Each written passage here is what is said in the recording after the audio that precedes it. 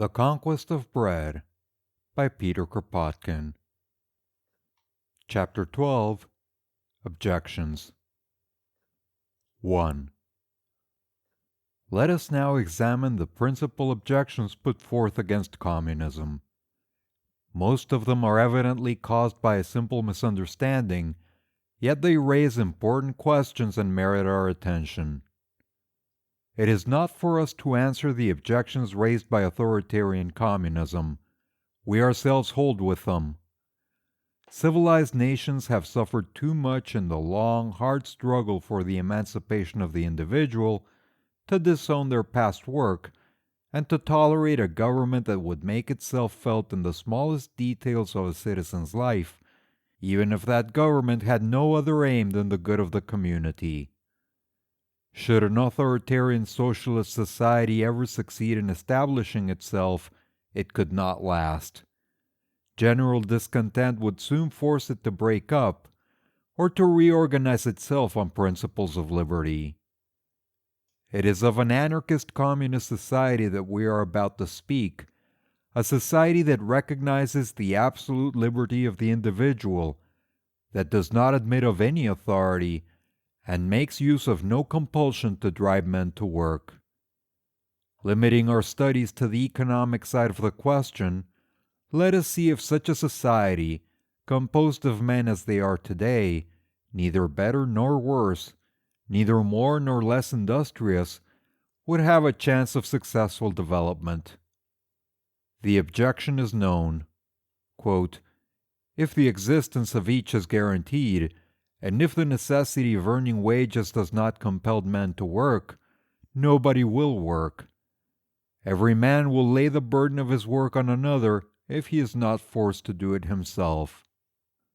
Let us first note the incredible levity with which this objection is raised, without even realizing that the real question raised by the objection is merely to know, on the one hand, whether you effectively obtain by wage work the results that are said to be obtained, and on the other hand, whether voluntary work is not already now more productive than work stimulated by wages, a question which, to be dealt with properly, would require a serious study. But whereas in exact sciences, men give their opinion on subjects infinitely less important and less complicated after serious research, after carefully collecting and analyzing facts, on this question they will pronounce judgment without appeal, resting satisfied with any one particular event, such as, for example, the want of success of some communist association in America. They act like a barrister who does not see in the counsel for the opposite side a representative of a cause, or an opinion contrary to his own, but a simple nuisance, an adversary in an oratorical debate, and if he be lucky enough to find a repartee, does not otherwise care to justify his cause. Therefore, the study of this essential basis of all political economy, the study of the most favorable conditions for giving society the greatest amount of useful products with the least waste of human energy, does not advance. People either limit themselves to repeating commonplace assertions, or else they pretend ignorance of our assertions. What is most striking in this levity is that even in the capitalist political economy, you already find a few writers compelled by facts to doubt the axiom put forth by the founders of their science, that the threat of hunger is man's best stimulant for productive work. They begin to perceive that in production a certain collective element is introduced, which has been too much neglected up until now, and which might be more important than personal gain.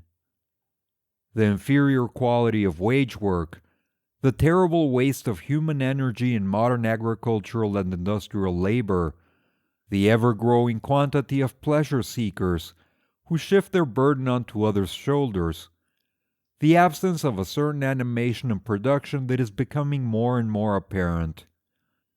All this is beginning to preoccupy the economists of the quote, classical school. Some of them ask themselves if they have not got on the wrong track, if the imaginary evil being that was supposed to be tempted exclusively by a bait of lucre or wages really exists. This heresy penetrates even into universities. It is found in books of orthodox economy. But this does not prevent a great many socialist reformers from remaining partisans of individual remuneration and defending the old citadel of wagedom, notwithstanding that it is being delivered over stone by stone to the assailants by its former defenders. They fear that without compulsion the masses will not work. But during our own lifetime, have we not heard the same fears expressed twice? Once, by the anti-abolitionists in America before the emancipation of the Negroes, and, for a second time, by the Russian nobility before the liberation of the serfs? Quote, "Without the whip, the Negro will not work," said the anti-abolitionist. Quote, "Free from their master's supervision, the serfs will leave the fields uncultivated," said the Russian serf owners. It was the refrain of the French nobleman in 1789, the refrain of the Middle Ages, a refrain as old as the world, and we shall hear it every time there is a question of sweeping away an injustice. And each time, actual facts give it the lie. The liberated peasant of 1792 plowed with an eager energy unknown to his ancestors. The emancipated Negro works more than his fathers, and the Russian peasant, after having honored the honeymoon of his emancipation by celebrating Fridays as well as Sundays, has taken up work with an eagerness proportionate to the completeness of his liberation. There, where the soil is his, he works desperately. That is the exact word for it. The anti-abolitionist refrain can be of value to slave owners. As to the slaves themselves, they know what it is worth, as they know its motive. Moreover, who but the economists themselves taught us that while a wage earner's work is very often indifferent, an intense and productive work is only obtained from a man who sees his wealth increase in proportion to his efforts. All hymns sung in honor of private property can be reduced to this axiom. For it is remarkable that when economists, wishing to celebrate the blessings of property, show us how an unproductive, marshy, or stony soil is clothed with rich harvests when cultivated by the peasant proprietor, they in no wise prove their thesis in favor of private property. By admitting that the only guarantee not to be robbed of the fruits of your labor is to possess the instruments of labor, which is true, the economists only prove that man really produces most when he works in freedom, when he has a certain choice in his occupations, when he has no overseer to impede him, and lastly, when he sees his work bringing in a profit to him and to others who work like him, but bringing in little to idlers. Nothing else can be deducted from their argumentation, and this is what we maintain ourselves. As to the form of possession of the instruments of labor, the economists only mention it indirectly in their demonstration, as a guarantee to the cultivator that he shall not be robbed of the profits of his yield, nor of his improvements. Besides, in support of their thesis in favor of private property against all other forms of possession, should not the economists demonstrate that under the form of communal property, land never produces such rich harvests as when the possession is private? But this they could not prove. In fact, it is the contrary that has been observed. Take, for example, a commune in the canton of Var, in the winter time, when all the men of the village go to fell wood in the forest, which belongs to them all. It is precisely during these festivals of labor that the greatest ardor for work and the most considerable display of human energy are apparent. No salaried labor, no effort of a private owner can bear comparison with it. Or let us take a Russian village, when all its inhabitants mow a field belonging to the commune or farmed by it. There you will see what man can produce when he works in common for communal production. Comrades vie with one another in cutting the widest swathe. Women bestir themselves in their wake so as to not be distanced by the mowers. It is a festival of labor, in which 100 people accomplish in a few hours of work that would not have been finished in a few days had they worked separately. What a miserable contrast compared to them is offered by the work of the isolated owner. In fact, we might quote scores of examples among the pioneers of America, in Swiss, German, Russian, and in certain French villages, or the work done in Russia by gangs of masons, carpenters, boatmen, fishermen, etc., who undertake a task and divide the produce or the remuneration among themselves without it passing through an intermediary of middlemen. Or else the amount of work I saw performed in English shipyards when the remuneration was paid on the same principle.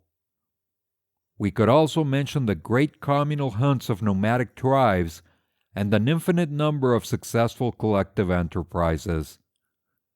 And in every case, we could show the unquestionable superiority of communal work compared to that of the wage earner or the isolated private owner. Well-being, that is to say, the satisfaction of physical, artistic, and moral needs, has always been the most powerful stimulant to work.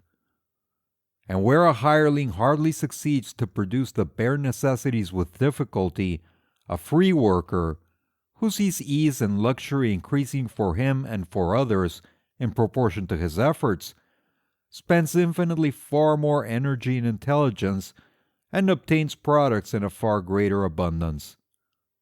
The one feels riveted to misery, the other hopes for ease and luxury in the future. In this lies the whole secret.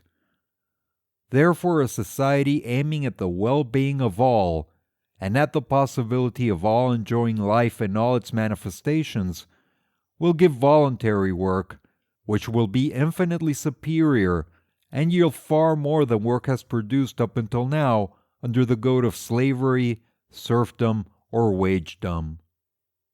2. Nowadays, whoever can load on others his share of labor indispensable to existence does so, and it is believed that it will always be so. Now, work indispensable to existence is essentially manual. We may be artists or scientists, but none of us can do without things obtained by manual work: bread, clothes, roads, ships, light, heat, etc. And moreover, however highly artistic or however subtly metaphysical are our pleasures, they all depend on manual labor. And it is precisely this labor, the basis of life, that everyone tries to avoid. We understand perfectly well that it must be so nowadays, because to do manual work now means in reality to shut yourself up for 10 or 12 hours a day in an unhealthy workshop, and to remain chained to the same task for 20 or 30 years, or maybe for your whole life. It means to be doomed to a paltry wage, to the uncertainty of the morrow, to want of work, often to destitution, more often than not to death in a hospital, after having worked 40 years to feed, clothe, amuse, and instruct others than yourself and your children. It means to bear the stamp of inferiority all your life, because, whatever the politicians tell us, the manual worker is always considered inferior to the brain worker, and the one who has toiled 10 hours in a workshop has not the time, and still less the means, to give himself the high delights of science and art, nor even to prepare himself to appreciate them. He must be content with the crumbs from the table of privileged persons. We understand that under these conditions, manual labor is considered a curse of fate. We understand that all men have but one dream, that of emerging from, or enabling their children to, emerge from this inferior state. To create for themselves a, quote, independent position, which means what? To live by other men's work. As long as there will be a class of manual workers and a class of, quote, brain workers, black hands and white hands, it will be thus. What interest, in fact, can this depressing work have for the worker when he knows that the fate awaiting him from the cradle to the grave will be to live in mediocrity, poverty, and insecurity of the morrow? Therefore, when we see the immense majority of men take up their wretched task every morning, we feel surprised at their perseverance, at their zeal for work, at the habit that enables them, like machines blindly obeying an impetus given, to lead his life of misery without hope for the morrow, without foreseeing ever so vaguely that someday they, or at least their children, will be part of a humanity rich in all the treasures of a bountiful nature, and all the enjoyments of knowledge, scientific and artistic creation, reserved today for a few privileged favorites. It is precisely to put an end to this separation between manual and brain work that we want to abolish wagedom, that we want the social revolution. Then work will no longer appear a curse of fate. It will become what it should be, the free exercise of all the faculties of man. Moreover, it is time to submit to a serious analysis this legend about superior work, supposed to be obtained under the lash of wagedom. It would be sufficient to visit, not the model factory and workshop that we find now and again, but a number of the ordinary factories, to conceive the immense waste of human energy that characterizes modern industry. For one factory more or less rationally organized, there are 100 or more which waste man's labor, without any more substantial motive than that of perhaps bringing in a few pounds more per day to the employer. Here you see youths from 20 to 25 years of age, sitting all day long on a bench, their chests sunken in, feverishly shaking their heads and bodies, to tie, with the speed of conjurers, the two ends of worthless scraps of cotton, the refuse of the lace looms. What progeny will these trembling and rickety bodies bequeath to their country?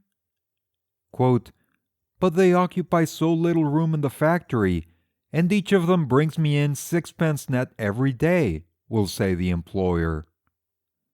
In an immense London factory we saw girls, bald at 17 from carrying trays of matches on their heads from one room to another, when the simplest machine could wheel the matches to their tables. But, quote, "It costs so little, the work of women who have no special trade. Why should we use a machine? When these can do no more, they will be easily replaced. There are so many of them on the street." On the steps of a mansion on an icy night, you will find a barefooted child asleep, with its bundle of papers in its arms.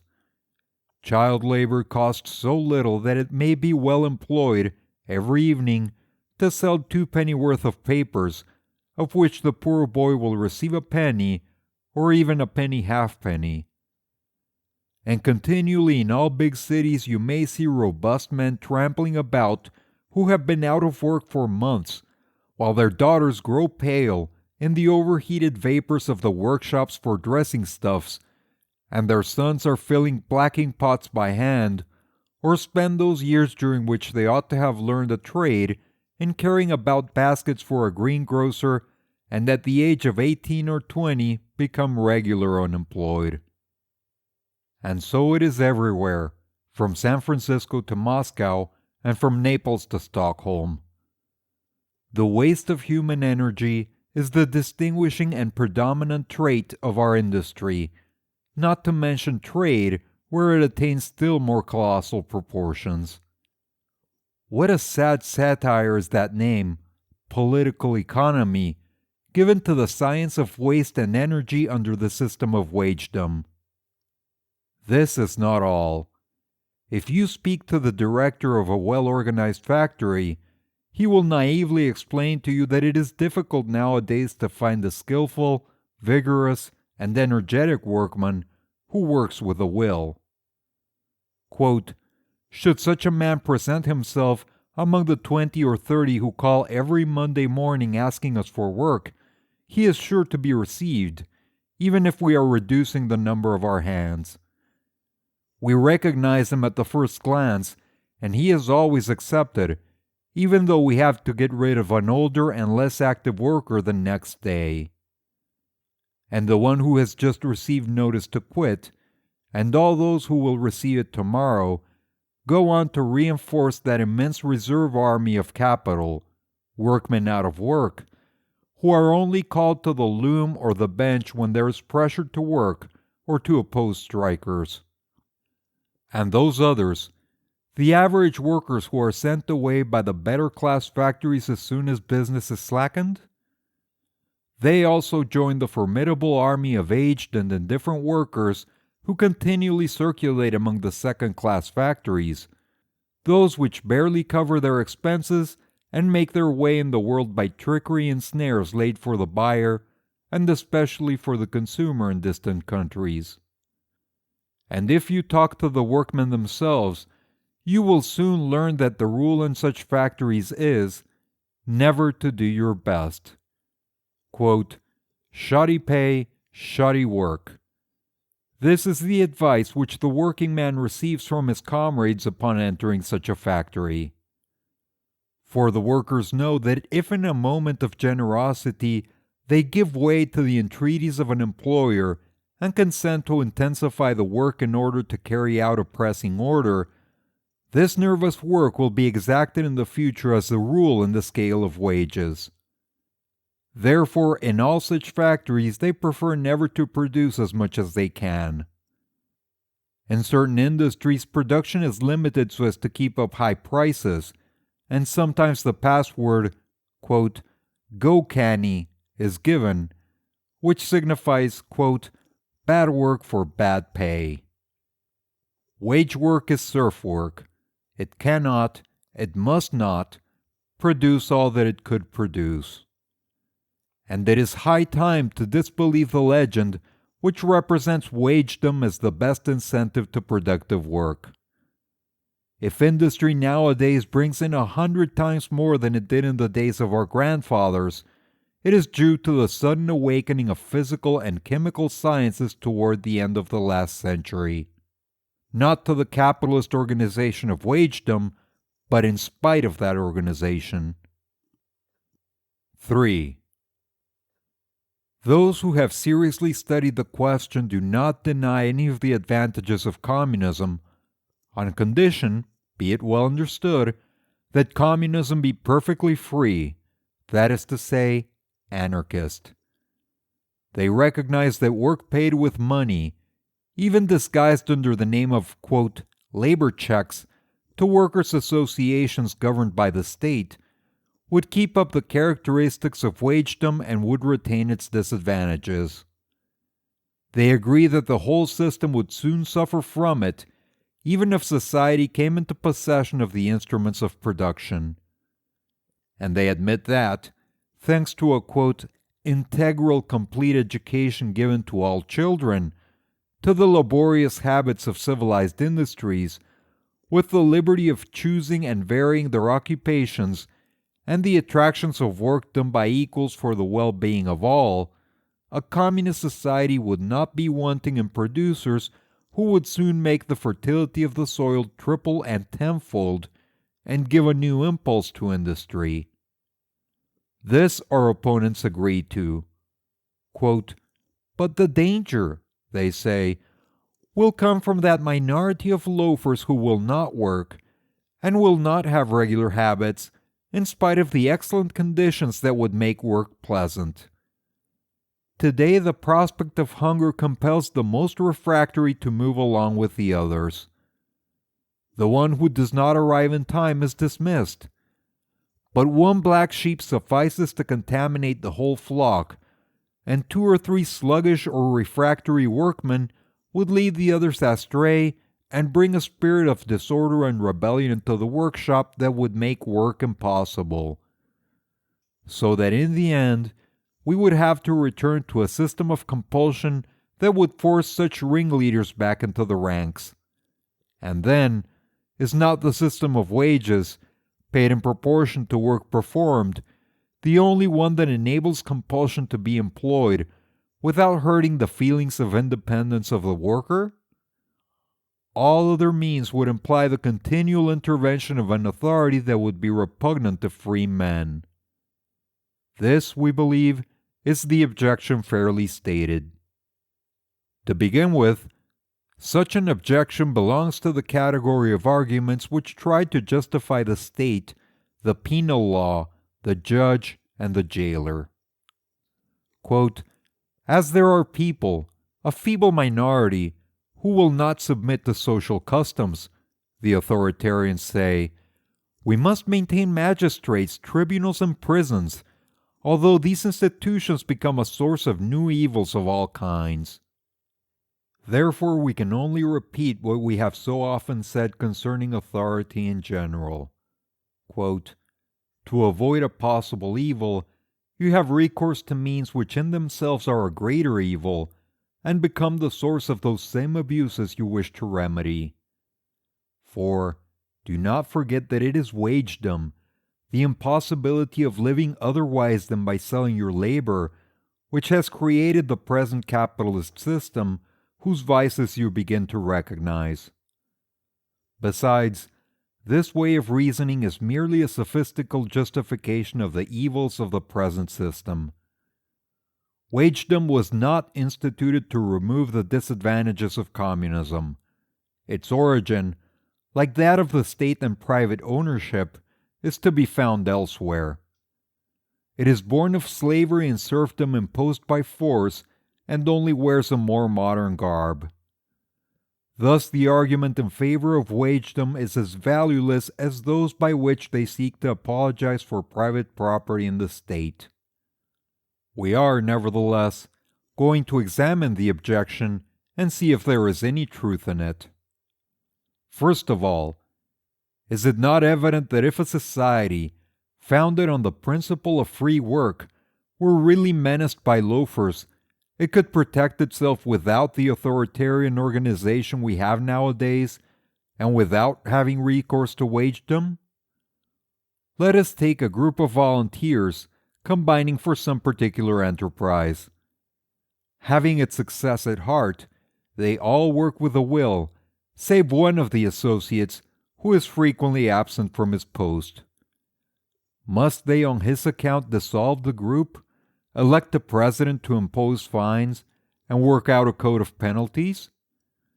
It is evident that neither one or the other will be done, but that someday the comrade who imperils their enterprise will be told, quote, "Friend, we should like to work with you, but as you are often absent from your post, and you do your work negligently, we must part.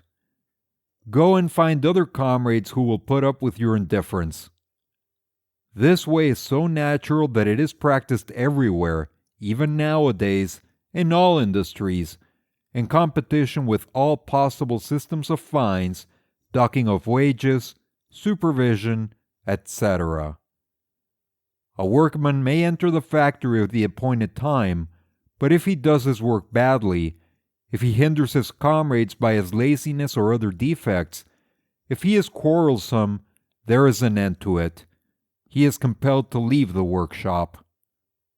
Authoritarians pretend that it is the almighty employer and his overseers who maintain regularity and quality of work in factories.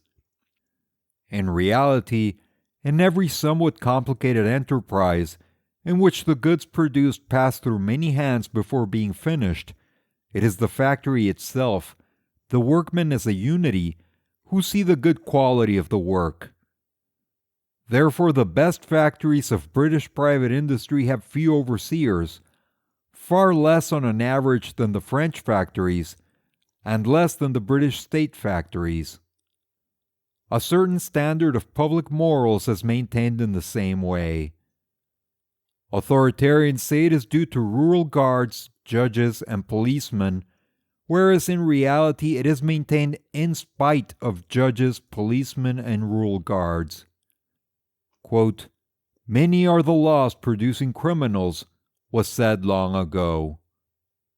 Not only in industrial workshops do things go on this way. It happens everywhere, every day, on a scale that only bookworms have as yet no notion of. When a railway company, federated with other companies, fails to fulfill its engagements, when its trains are late and goods lie neglected at the stations, the other companies threaten to cancel the contract, and that threat usually suffices.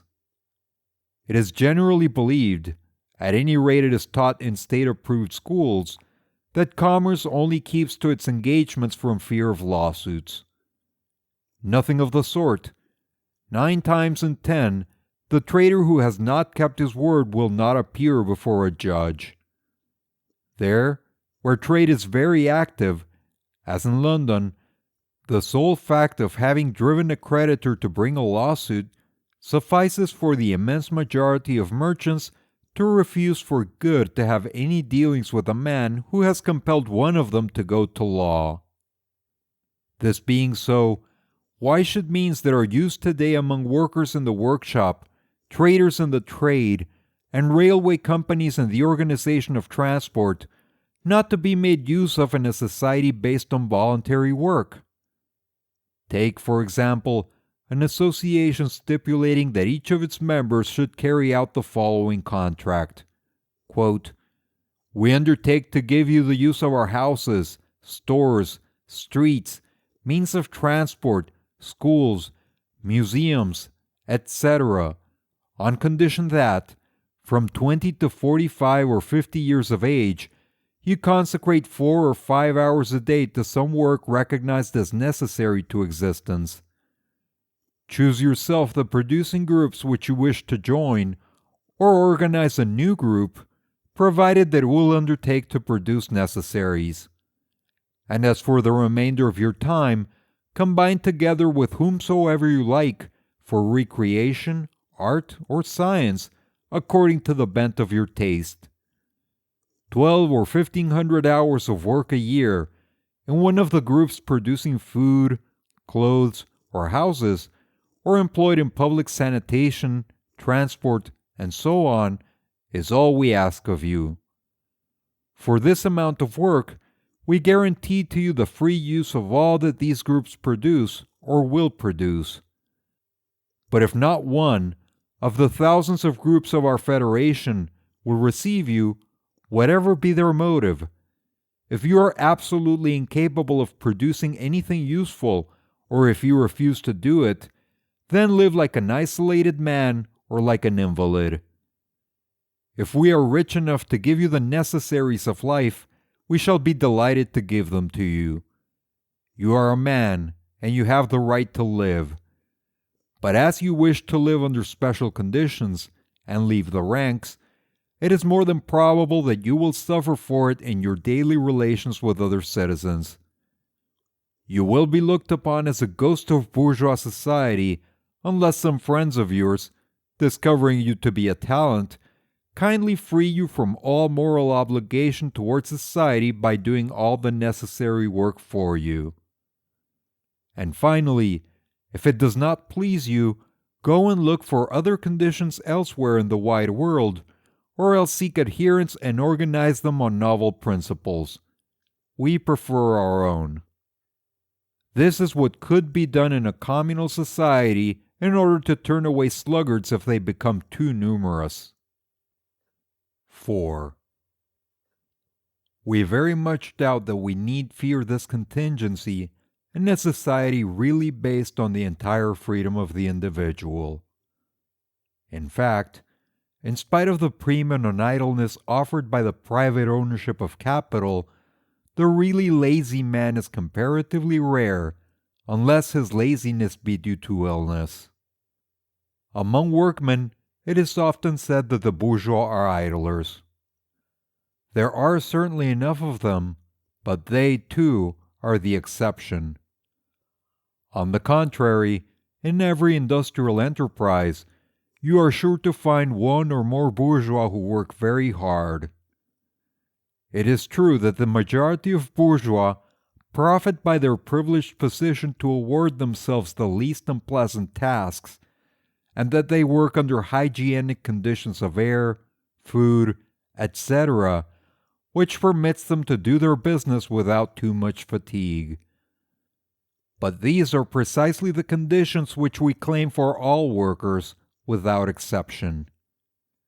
It must also be said that if, thanks to their privileged position, rich people often perform absolutely useless or even harmful work in society, nevertheless the ministers, heads of departments, factory owners, traders, bankers, etc., subject themselves for a number of hours every day to work which they find more or less tiresome, all preferring their hours of leisure to this obligatory work. And if in 9 cases out of 10 this work is a harmful work, they find it none the less tiring for that.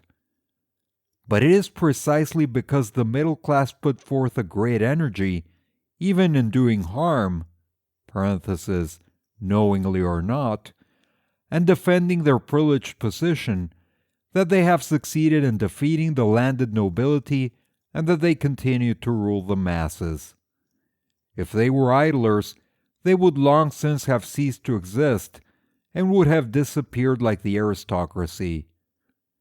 In a society that would expect only 4 or 5 hours a day of useful, pleasant, and hygienic work, these same middle-class people would perform their task perfectly well, and they certainly would not put up with the horrible conditions in which men toil nowadays without reforming them.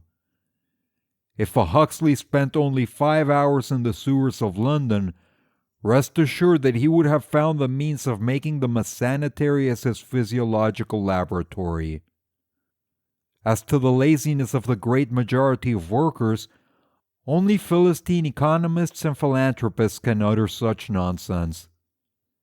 If you ask an intelligent manufacturer, he will tell you that if workmen only put into their heads to be lazy, all factories would have to be closed, for no measure of severity, no system of spying would be of any use. You should have seen the terror caused in 1887 among British employers when a few agitators started preaching the, quote, go canny theory, quote, bad pay, bad work, quote, take it easy, do not overwork yourselves, and waste all you can. Quote, they demoralize the worker, they want to kill our industry, cried those same people who the day before inveighed against the immorality of the worker and the bad quality of his work. But if the workers were what they are represented to be, namely, the idler whom the employer is supposed continually to threaten with dismissal from the workshop, what would the work, quote, demoralization signify? So we must speak of possible idlers. We must well understand that it is a question of a small minority in society. And before legislating for that minority, would it not be wise to study the origin of that idleness? Whoever observes with an intelligent eye sees well enough that the child reputed lazy at school is often the one which simply does not understand because he is being badly taught. Very often, too, it is suffering from cerebral anemia caused by poverty and an anti-hygienic education. A boy who is lazy at Greek or Latin would work admirably well were he taught science, especially if he were taught with the aid of manual labor. A girl who is stupid at mathematics becomes the first mathematician of her class if she by chance meets somebody who can explain to her the elements of arithmetic which she did not understand. And a workman, lazy in the workshop, cultivates his garden at dawn, while gazing at the rising sun, and will be at work again at nightfall, when all nature goes to its rest. Somebody has said that dust is matter in the wrong place. The same definition applies to 9/10 of those called lazy. They are people gone astray in a direction that does not answer to their temperament nor to their capacities. In reading the biography of great men, we are struck with a number of, quote, idlers among them. They were lazy so long as they had not found the right path. Afterwards they became laborious to access. Darwin, Stephenson, and many others belong to this category of idlers. Very often the idler is but a man to whom it is repugnant to spend all his life making the 18th part of a pin or the 100th part of a watch, while he feels he has exuberant energy which he would like to expend elsewhere. Often, too, he is a rebel who cannot submit to being fixed all his life to a workbench in order to procure 1,000 pleasures for his employer, while knowing himself to be far the less stupid of the two, and knowing his only fault to be that of having been born in a hovel instead of coming into the world in a castle. Lastly, an immense number of, quote, idlers are idlers because they do not know well enough the trade by which they are compelled to earn their living. Seeing the imperfect thing they make with their own hands, striving vainly to do better, and perceiving that they never will succeed on account of the bad habits of work already acquired, they begin to hate their trade, and not knowing any other, hate work in general. Thousands of workmen and artists who are failures suffer from this cause. On the other hand, he who since his youth has learned to play the piano well, to handle the plane well, the chisel, the brush, or the file, so that he feels that what he does is beautiful, will never give up on the piano, the chisel, or the file. He will find pleasure in his work which does not tire him, so long as he is not overdriven. Under the one name, idleness, a series of results due to different causes have been grouped, of which each one could be a source of good instead of being a source of evil to society. Like all questions concerning criminality and related to human faculties, facts have been collected having nothing in common with one another.